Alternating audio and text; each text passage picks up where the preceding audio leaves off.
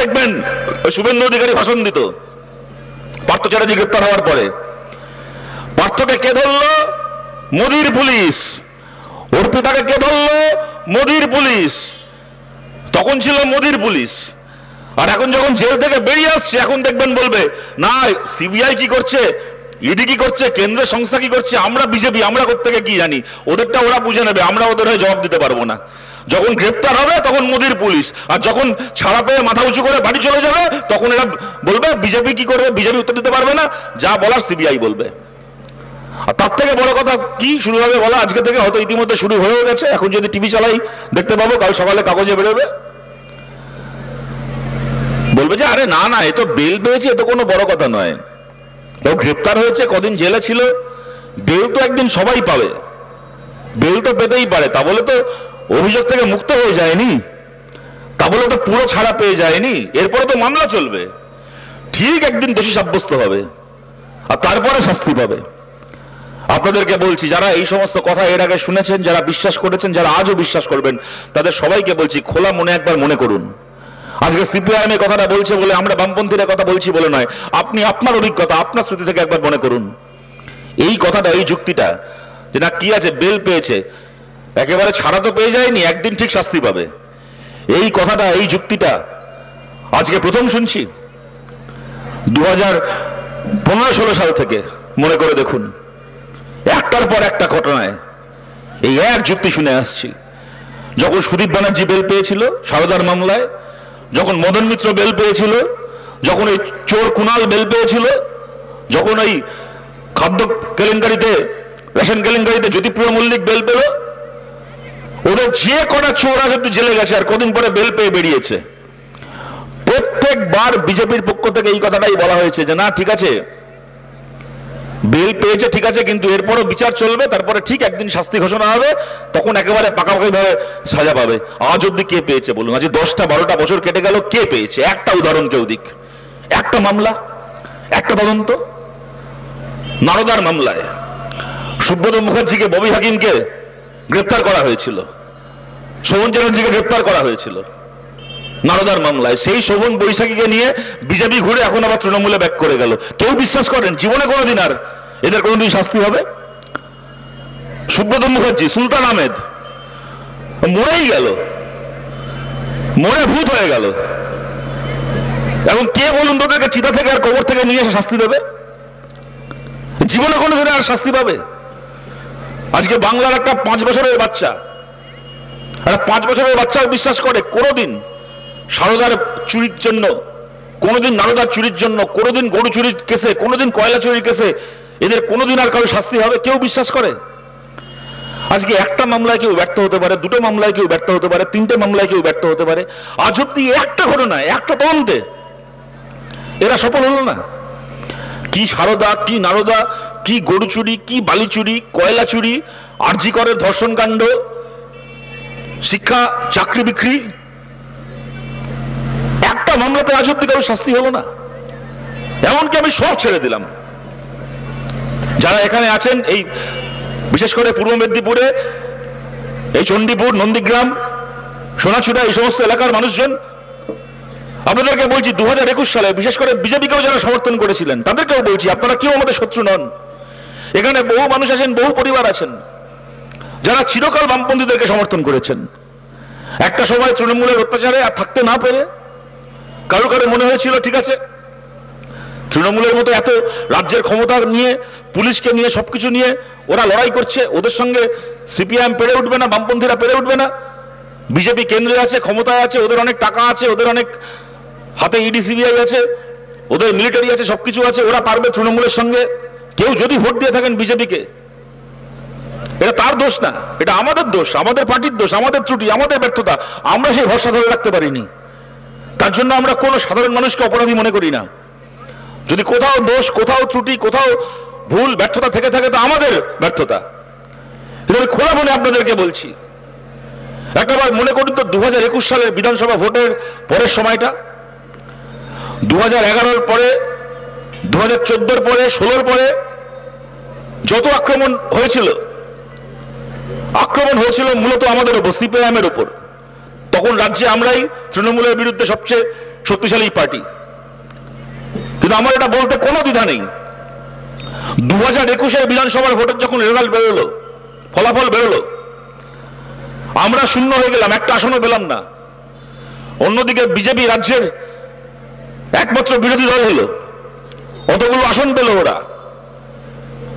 2021 result বেরোনোর পরে মার আমাদেরকেও খেতে হয়েছে, খেতে হয়নি এমন নয়, কিন্তু সেইবার বোধহয় প্রথম আমাদের থেকে বেশি বিজেপির সাধারণ কর্মী সমর্থকদের উপর আক্রমণ হয়েছে, হামলা হয়েছে। এটা মিথ্যে নয়, আপনাদের উপরও হয়েছে, অনেকের পরিবারের উপর। এই নন্দীগ্রামে মমতা ব্যানার্জি হেরে গেলেন ভোটে। এই নন্দীগ্রাম থেকে শুরু করে পূর্ব মেদিনীপুর জেলায় বিভিন্ন এলাকায় তৃণমূল দাঁত নখ বার করে আশ্রয় বলল কে বিজেপিকে ভোট দিয়েছিল, কে বিজেপির একটা মিছিলে গেছিল, কার বাড়ির দেয়াল লিখেছিল বিজেপি ভোটের আগে, কে কোন ছেলে মেয়ে ফেসবুকে বিজেপির হয়ে দুটো পোস্ট করেছিল, হামলে বললো, আশ্রয় বললো, মার খেলো, খুন হলো বিজেপিকে সমর্থন করা কত পরিবার, এবং গোটা বাংলার অন্যান্য জায়গায় তো হলোই। তারপরে কি হলো, সেই মামলাতেও একটা সিবিআই তদন্তের নির্দেশ হলো। আপনারা জানেন ভোট পরবর্তী সন্ত্রাসের মামলায় সিবিআই তদন্ত, বিজেপির দুজন আইনজীবী তরুণজ্যোতি তিওয়ারি আর প্রিয়াঙ্কা তিবুয়াল, তারা হাইকোর্টে মামলা করে ভোট পরবর্তী সন্ত্রাসে সিবিআই তদন্ত আদায় করে আনলো, তদন্ত করলো সিবিআই। আমি বলছি আপনাদেরকে, মনে করুন চিটফান্ড, সাধারণ লোকের টাকা চুরি হয়েছে, মালদায় ব্যবসায়ীদের কাছ থেকে পয়সা খেয়েছে, চাকরির চুরি, সাধারণ লোকের চাকরি চুরি হয়েছে, কিন্তু ভোট পরবর্তী এই যে হামলা সন্ত্রাস, এ তো ভাই বিজেপি তোমার নিজের কর্মীদের উপর হয়েছে, তোমার নিজের ঘরের লোকের উপর হয়েছে। বাকি সব তদন্ত সেটিং করলে এটাও সেটিং করলে, এইটাতে পর্যন্ত সেটিং করলে। আজকে বেশি দূর যেতে হবে না, এখানকার মানুষ আপনারা আমার থেকে ভালো জানেন, বিজেপির এক কর্মী দেবব্রত মাইতি খুন হয়েছিল ভোট পরবর্তীকালে সন্ত্রাসে নন্দীগ্রামে তৃণমূলের হাতে। সেই মামলার প্রধান অভিযুক্ত নান্টু শেখ, সে নাকি আবার তৃণমূলের ওই শেখ সুফিয়ানের জামাই, প্রধান অভিযুক্ত। এই শুভেন্দু অধিকারী নান্টু শেখের নামে বলে গেছিল যে আমাদের লোক দেবব্রত মাইতিকে খুন করেছে, ওর আমি শাস্তির ব্যবস্থা করব। কি শাস্তির ব্যবস্থা করলো? 2 বছর। 2021 নান্টু শেখ খুন হলো, 2 বছর পরে পঞ্চায়েতে ভোট হলো। ও নিজের কর্মীকে খুন করলো যে নান্টু শেখ, তাকে আজকে মোহাম্মদপুর পঞ্চায়েতের প্রধান বানালো শুভেন্দু অধিকারী সমর্থন করে, সে আজকে মোহাম্মদপুর পঞ্চায়েত চালাচ্ছে। ভাই এই তোমাদের লড়াই? এই যখন সেটিং করাচ্ছিল, এই যখন সুফিয়ানের সঙ্গে টাকা পয়সা ভাগ করে, শুভেন্দু সুফিয়ান পুরনো বন্ধু, পুরনো লোক, সবাই জানে, ছোট থেকে বড় হয়েছে একসঙ্গে লুটের মাল ভাগ করে, যে দলেই থাক না কেন মালকড়ি ভাগ বটোয়ারা সম্পর্ক যাবে কোথায়? ভাই তোমাদের এত, সেই যখন তোমরা লুটের মাল ভাগ করে খাবে, ফালতু সাধারণ কর্মীগুলোকে, সাধারণ পরিবারগুলোকে এগিয়ে দিয়ে তৃণমূলের গুন্ডাগুলোর কাছে আর পুলিশের কাছে মার খেতে, খুন হতে, মিথ্যে মামলায় জেল খাটাতে পাঠালে কেন? এইটা প্রাপ্য ছিল। বিজেপিকে ভোট দেওয়া সাধারণ মানুষের কাছে আমরা আবেদন করছি, বুকে হাত রেখে একবার আসুন প্রশ্ন করি, এইটা হওয়ার কথা ছিল কিনা, এটা প্রাপ্য ছিল কিনা। এইভাবে সেটিং করে, এইভাবে 2 নম্বরই করে একটা লোক দাঁড়িয়ে প্রত্যেকদিন সার্টিফিকেট দিচ্ছে কে ভারতীয় আর কে ভারতীয় নয়। বলে যারা নাকি বিজেপিকে সমর্থন করে না সবাই পাকিস্তানি, আমরা বিজেপিকে সমর্থন করি না বলে আমরা পাকিস্তানি। আমি এখানে আপনাদেরকে জিজ্ঞেস করছি, বলুন তো, অনেক পতাকা বাজারে পাওয়া যায়, আমাদের ভারতের বাজারে ভারতের পতাকা চাইলেই কিনতে পারি, বিক্রি হয়। যখন ক্রিকেটের ওয়ার্ল্ড কাপ হয় দেখেছি অনেক জায়গায় অস্ট্রেলিয়ার পতাকা বিক্রি হয়, ভারতে অনেক অস্ট্রেলিয়ার সমর্থক আছে ক্রিকেট টিমের, অস্ট্রেলিয়ার পতাকা বিক্রি হয়, নিউজিল্যান্ডের পতাকা, অন্যান্য দেশের পতাকা বিক্রি হয়। ফুটবল ওয়ার্ল্ড কাপের সময় আমি দেখেছি বাজারে ব্রাজিলের পতাকা, আর্জেন্টিনার পতাকা বিক্রি হয়, জার্মানির পতাকা বিক্রি হয়, ইংল্যান্ডের পতাকা বিক্রি হয় ফুটবল টিমের। আপনারা দেখেছেন ফুটবল ওয়ার্ল্ড কাপের সময়। আপনারা সবাইকে জিজ্ঞেস করছি, কোনোদিন দেখেছেন, নিজে চোখে দেখেছেন ভারতের কোনো বাজারে পাকিস্তানের পতাকা বিক্রি হচ্ছে? আজ অব্দি দেখেছেন কোনোদিন? আমি তো আজ অব্দি কোনোদিন দেখিনি। আপনারা কেউ দেখেছেন কোনোদিন পাকিস্তানের পতাকা বাজারে বিক্রি হচ্ছে? কোনোদিন দেখেছেন? দেখেননি তো। যদি আপনাকে বলা হয় আজকে যে কোনো কারণেই হোক না কেন, যে কোনো দরকারে, যে একটা পাকিস্তানের পতাকা জোগাড় করে আনুন, কিনে আনুন। পারবেন কিনতে? জানেন কোথায় পাওয়া যায়? কোন বাজার, কোন দোকান কলকাতায়, তার কাঁথিতে, তমলুকে, মেদিনীপুর টাউনে কিনতে পারবেন? কোনোদিন চোখে দেখিনি ভারতে পাকিস্তানের পতাকা। ভারতের একমাত্র একটা লোকের কাছে পাকিস্তানের পতাকা পাওয়া যায়। কার কাছে? না, শুভেন্দু অধিকারীর কাছে।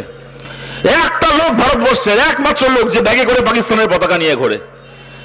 বিধানসভার বাইরে দেখি ব্যাগ থেকে 26টা, ওই পেহেলগামের ঘটনার পরে ব্যাগ থেকে 26টা পাকিস্তানের পতাকা বার করছে, একটা, দুটো, তিনটে, চারটে করে। আমি দেখে ভাবছি, ভাই 39 বছর বয়স হয়ে গেল আমার, 39 বছরের জীবনে একটা পাকিস্তানের পতাকা দেখলাম না, আর এখানে একটা লোকের ব্যাগে 26টা পাকিস্তানের পতাকা। ব্যাগ থেকে 26টা পাকিস্তানের পতাকা বার করে জ্বালাচ্ছে, বলছে দেখো পাকিস্তানের বিরুদ্ধে কি লড়াই করছি, পাকিস্তানের পতাকা জ্বালাচ্ছি।